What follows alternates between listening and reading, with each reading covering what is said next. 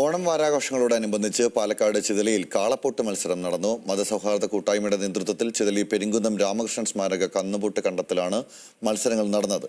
ജില്ലയിലെ വിവിധ ഭാഗങ്ങളിൽ നിന്നെത്തിയ കന്നുകാലി സംഘങ്ങൾ മത്സരത്തിൽ പങ്കെടുത്തു.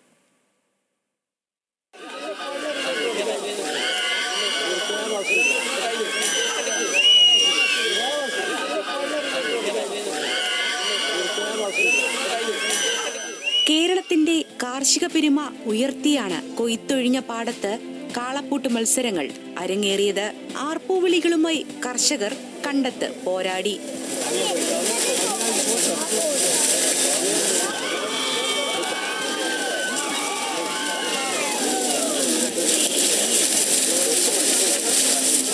പാലക്കാട് ചിതലി പെരിങ്കുന്നം രാമകൃഷ്ണൻ മെമ്മോറിയൽ സ്റ്റേഡിയത്തിലാണ് ഇത്തവണ ഓണാഘോഷത്തിന്റെ ഭാഗമായി കാളപ്പൂട്ട് മത്സരങ്ങൾ സംഘടിപ്പിച്ചത്. കൃഷി വിളവെടുത്ത് കഴിയലും നടിയിൽ കഴിയലും അങ്ങനെ ഇത് കഴിയുമ്പോൾ നമ്മൾ ചെയ്യുന്നതാണ്. പിന്നെ ഓണത്തിനാണ് ചെയ്യുന്നത്. ഓണത്തിനാണ് ഇവിടെ സാധാരണ മത്സരം നടന്നുകൊണ്ടിരിക്കുന്നത്. എല്ലാ വർഷവും ചെയ്യുന്ന പോലെ തന്നെയാണ്.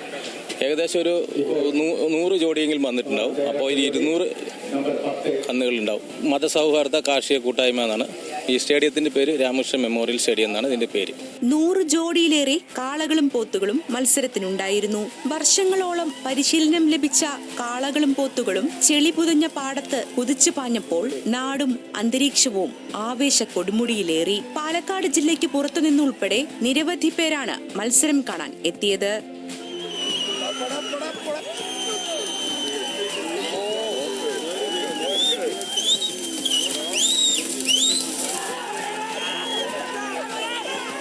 ന്യൂസ് മലയാളം, പാലക്കാട്.